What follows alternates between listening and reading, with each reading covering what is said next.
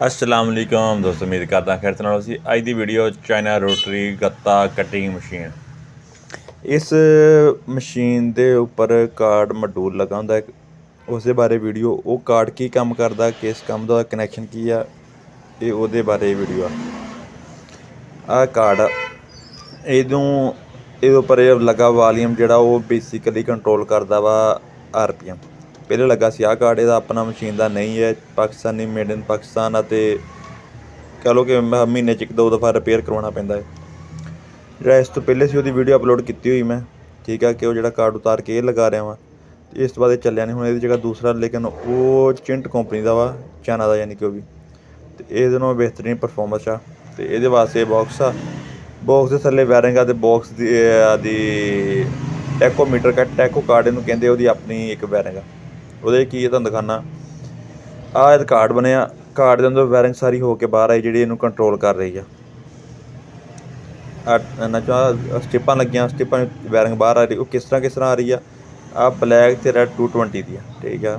ਅੱਜ ਤੁਹਾਨੂੰ ਦਿਖਾਉਣਾ, ਇਹ 220 ਜਿਹੜੀ ਆਉਂਦੀ ਆ। ਜਿਹੜੇ ਇਸ ਤਰ੍ਹਾਂ ਦਾ ਕਾਰਡ ਹੋਏਗਾ ਉਹਦੀ ਬਣੀ ਹੋਏਗੀ, ਜਿਹੜੀ ਦੂਸਰਾ ਕਾਰਡ ਉਤਾਰਿਆ ਵਾ ਉਹਦੇ ਉੱਪਰ ਲਿਖਿਆ ਹੁੰਦਾ ਕਿ 220 ਕਿੱਥੇ ਲਗਾਉਣੀ ਆ, VS ਕਿੱਥੇ ਲਗਾਉਣੀ ਆ, ਵਾਲੀਅਮ ਕਿੱਥੇ ਲਗਾਉਣਾ, ਅਤੇ ਟੈਕੋ ਕਿੱਥੇ ਲਗਾਉਣੇ, ਸਾਰਾ ਠੀਕ ਆ।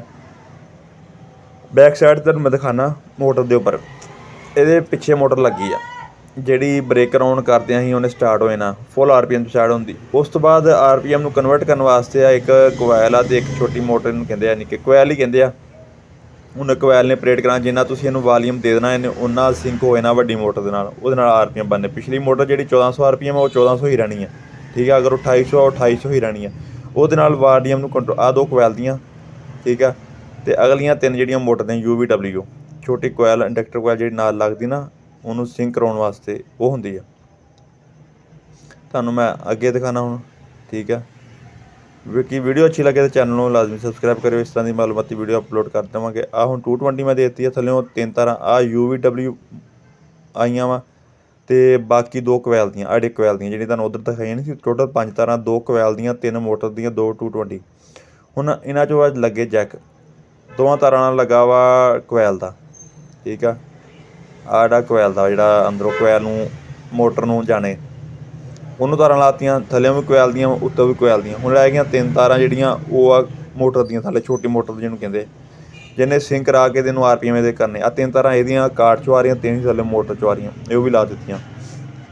ਇਸ ਤੋਂ ਬਾਅਦ ਹੁਣ ਕਰਦੇ ਹਾਂ ਇਹਦੀ ਟੈਸਟਿੰਗ, ਕਿ ਕੀ ਪ੍ਰੋਸੀਜਰ ਆ, ਵਾਲੀਅਮ ਕਿੰਨਾ ਅਤੇ ਕੀ ਚੀਜ਼ ਆ। ਹੁਣ ਆਹ ਤੁਹਾਨੂੰ ਤਾਰਾਂ ਦਾ, ਆਹ 2 ਕੋਇਲ ਦੀਆਂ, ਆਹ 3 ਮੋਟਰ ਦੀਆਂ, 2 220। ਸਿਰਫ ਇਹ 'ਚ ਹੀ ਕਹਿ ਲਓ ਕਿ 3 ਅਤੇ 2 5 ਤੋਂ 7 ਤਾਰਾਂ ਜਿਹੜੀਆਂ ਲੱਗੀਆਂ ਹੁੰਦੀਆਂ ਕਾਰਡ 'ਚ। ਆਹ ਜੈਕ, ਇਹਦਾ ਜੈਕ 'ਚ ਵੀ ਵਾਇਰਿੰਗ ਸੇਮ ਹੀ ਹੋਈ ਆ, ਜਿਹੜੀ ਉੱਧਰੋਂ ਆਈ ਆ, ਠੀਕ ਆ। ਅਗਰ ਜੈਕ ਉਤਾਰ ਕੇ ਮੈਂ ਤੁਹਾਨੂੰ ਦੱਸਣ ਵਾਸਤੇ ਲਾਈ ਆ ਕਿਸ ਤਰ੍ਹਾਂ ਲੱਗਦੀ ਆ, ਜਿਸ ਤਰ੍ਹਾਂ ਤੁਹਾਡਾ ਦਿਲ ਕਰੇ ਉਸੇ ਤਰ੍ਹਾਂ ਵੀ ਲੱਗ ਜਾਂਦੀ।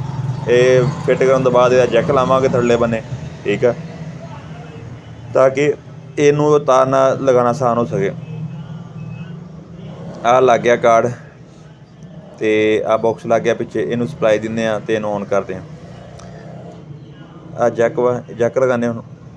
ਬਾਕੀ ਰਿਪੇਅਰਿੰਗ ਦਾ ਮਤਲਬ ਕੋਈ ਵੀ ਇਸ ਤਰ੍ਹਾਂ ਦੀ ਇਨਫੋਰਮੇਸ਼ਨ ਵੀਡੀਓ ਅਪਲੋਡ ਕਰ ਦੇਵਾਂਗੇ। ਚੈਨਲ ਲਾਜ਼ਮੀ ਸਬਸਕ੍ਰਾਈਬ ਕਰਿਓ, ਵੀਡੀਓ ਨੂੰ ਲਾਈਕ ਕਰਿਓ, ਕਮੈਂਟ ਕਰਿਓ। ਅਤੇ ਇਸ ਵੇਲੇ ਜਿਹੜਾ ਕਾਰਡ ਉਤਾਰਿਆ ਸੀਗਾ ਉਹਦੀ ਜਗ੍ਹਾ ਹੁਣ ਆਹ ਕਾਰਡ ਲਗਾ ਰਹੇ ਹਾਂ, ਠੀਕ ਹੈ। ਇਹਨੂੰ ਟਾਈਟ ਕਰਤਾ ਚੂੜੀ ਨੂੰ, ਤਾਂ ਕਿ ਵਾਈਬ੍ਰੇਸ਼ਨ ਹੋ ਕੇ ਲੱਥੇ ਨਾ, ਅਤੇ ਇਹਨੂੰ ਚਲਾਉਂਦੇ ਹੁਣ। ਟੈਸਟਿੰਗ ਕਰਦੇ, ਡਰੈਸਿੰਗ ਇਹਦੀ ਕਰ ਲਾਂਗੇ ਬਾਅਦ 'ਚੋਂ।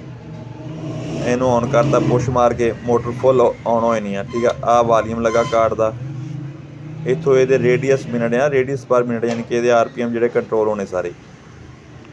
ਆਹ ਤੁਸੀਂ ਦੇਖ ਸਕਦੇ ਮਸ਼ੀਨ ਦੇ ਸਾਰੇ ਇੱਥੋਂ ਕੰਟਰੋਲ ਹੋਣਾ। ਜਿੰਨੀ ਸਪੀਡ ਰੱਖਣੀ ਗੱਤੇ ਦੀ, ਜਿੰਨੀ ਸਪੀਡ ਲਗਾਉਣੀ ਆ ਉਨਾ ਹੀ ਲਗਾਉਣਾ। ਬਾਕੀ ਜਿਹੜਾ ਉਹ ਤੁਹਾਨੂੰ ਸਮਝ ਆ ਗਈ ਕਾਰਡ ਦੀ ਕਿਸ ਤਰ੍ਹਾਂ ਲਗਾਉਣਾ। ਕਨੈਕਸ਼ਨ ਸਿੰਪਲ ਆ, ਏਡਾ ਮੁਸ਼ਕਿਲ ਕੋਈ ਨਹੀਂ ਅਗਰ ਕਰਨੇ ਹੋਣ ਅਤੇ ਆਪਾਂ ਇਸ ਤਰ੍ਹਾਂ ਦੀ ਵੀਡੀਓ ਅਪਲੋਡ ਕਰਾਂਗੇ ਨੈਕਸਟ ਟਾਈਮ ਵੀ, ਜਿਹੜੀ ਵੀ ਕੋਈ ਰਿਪੇਅਰਿੰਗ ਦੇ ਮਤਲਬ, ਇੰਸਟਾਲੇਸ਼ਨ ਦੇ ਮਤਲਬ। ਅਤੇ ਚੈਨਲ ਨੂੰ ਕਰਿਓ ਸਬਸਕ੍ਰਾਈਬ, ਵੀਡੀਓ ਨੂੰ ਕਰੋ ਲਾਈਕ, ਅਤੇ ਕਮੈਂਟ ਕਰਿਓ ਜੇ ਕੋਈ ਚੀਜ਼ ਹੈਗੀ ਦੱਸਣ ਨੂੰ, ਪੁੱਛਣ ਨੂੰ ਕੋਈ। ਅਤੇ ਮਿਲਾਂਗੇ ਨੈਕਸਟ ਵੀਡੀਓ 'ਚ। ਅੱਲਾ ਖੈਰ ਰੱਖੇ, ਰੱਬ ਰਾਖਾ।